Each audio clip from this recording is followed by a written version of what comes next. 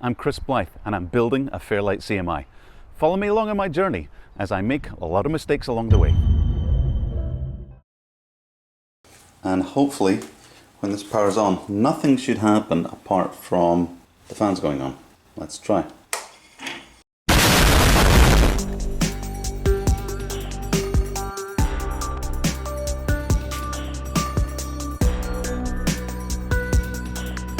So in the last episode, the rack arrived and much excitement was had. However, I can't just switch the thing on. I have to be a sensible adult and go through each section of the machine systematically, because an exploding CMI only makes one brief sound, then no more sounds. So let's take things slowly. The next step is to examine the power supplies and the fans of both the digital and analog cages. Yeah. What's that? Wow, that one's free. Solid, absolutely solid. So this is to come out anyway. The analog cage seems to have two separate sets of fans, some smaller ones inside the actual power supply. Don't fall over. I command thee. And the digital cage has 4 fans of the same type. I don't think this machine's been working for a long time. I don't think this machine has been in a situation of being working. Because that's just voltages. This needs to connect to something. Alright. Out chicka. Again, I know, I really should have more tools and a more thought out work area, but I don't, and this is all I've got, so I'm not stopping. As I'm doing this, I'm also realizing that I'll be taking all of this apart again once I order the new fans. Ah, nut locks. So hey, it'll be quicker the second time around. Oh man, it's just jammed.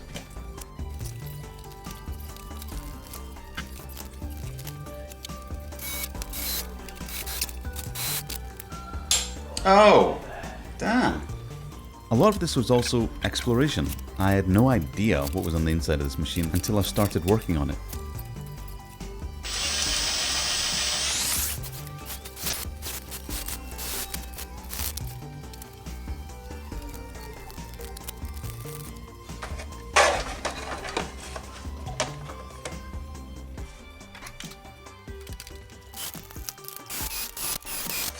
Take a picture.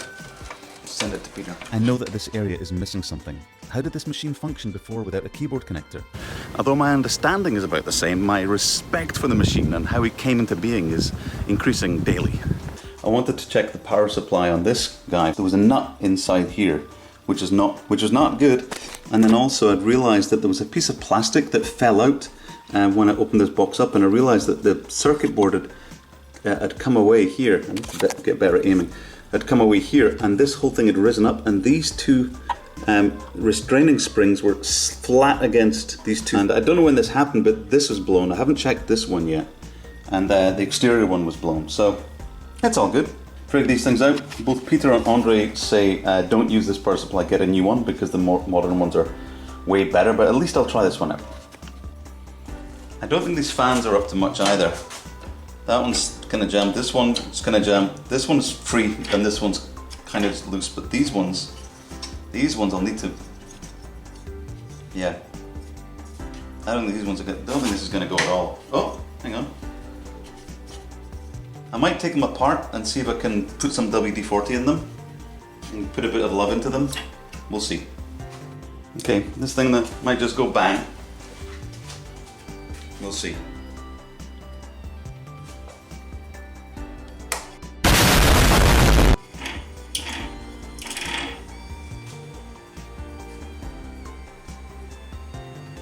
We have power.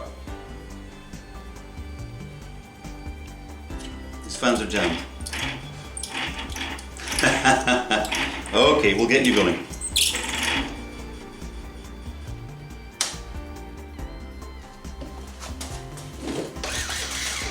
They're pot riveted on. No, all right.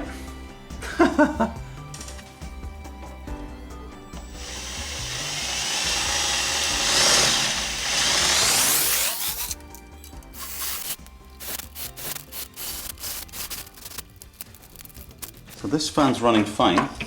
I'm going to clean out, I'm going to probably replace all these fans. I'm going to clean these fans out temporarily. I'm going to clean them all and make them at least run so we can see this thing powers up properly. Okay, so I've cleaned up all the fans and put a bunch of WD-40 in them and dried them all out. And hopefully when this powers on, nothing should happen apart from the fans going on. Let's try. Is that okay down there? Too close to anything? Okay, fine.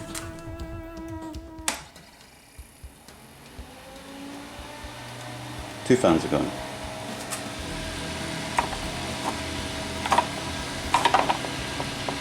One to go. Okay, so I don't know what it is, but I think it's the starters on both of these are dead. This one's just hanging in by a thread, and this one I cleaned out and it's working. But if we power them on, you see they're trying to start. This one will get a nudge and go. This one, nothing. And this one, nothing. They're being held. You can see they've got power, but they're not powering up. So that's 1.5 fans going out of 4. So what I'm going to do is replace it with the fans from the other Fairlight.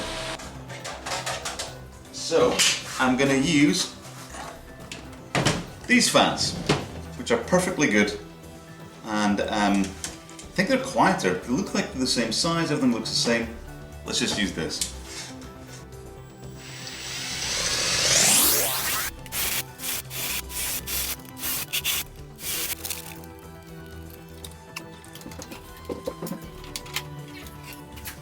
Alright, out with the old. I need to see which way these blow first, because I guess they go that way, which is reverse if they're sucking air out. So I'm going to attach them. Let's see what we get. Okay.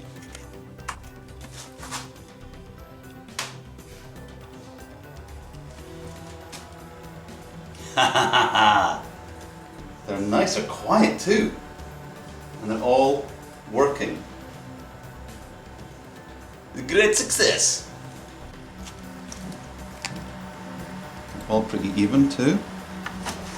And they all literally, oops, they all literally line up perfectly. So I just need to get some screws and some nuts. 3 mil by 24 mil, and we'll be fine. Bump, bump, bump, bump. Great.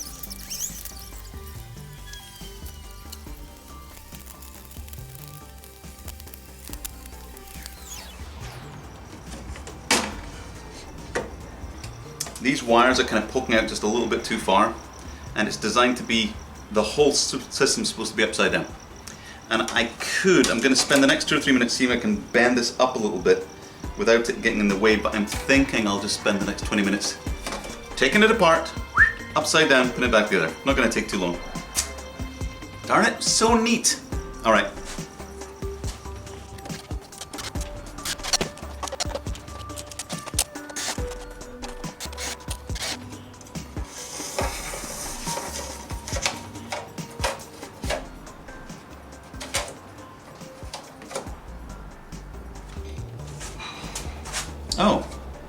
Oh, dude.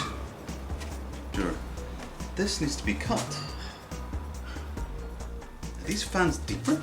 Okay, measuring tape. Yes, they are. They are deeper. All right, mystery solved. I'll say it now. I know I need a vise. I know I need a lot more basic tools for sawing and things, but I don't. I didn't think somehow I'd need to be sawing things. All I have is a plastic fold-out table and a dream. Good as gold. Okay.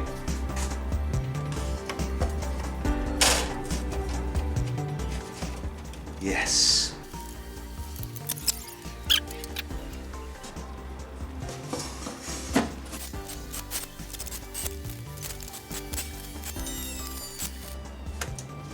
I have no idea if there's any voltages coming out of this thing. Who needs volts? Alright. Hey! And the light came on. Obviously, it's very important to keep yourself lubricated during hard work like this. Alright, ladies and gentlemen, that's all for this episode. On the next episode, I'll be actually soldering and desoldering connectors and getting the machine closer to being switched on. And we might even switch it on, who knows? Let's go see. Alright, till the next time, cheers.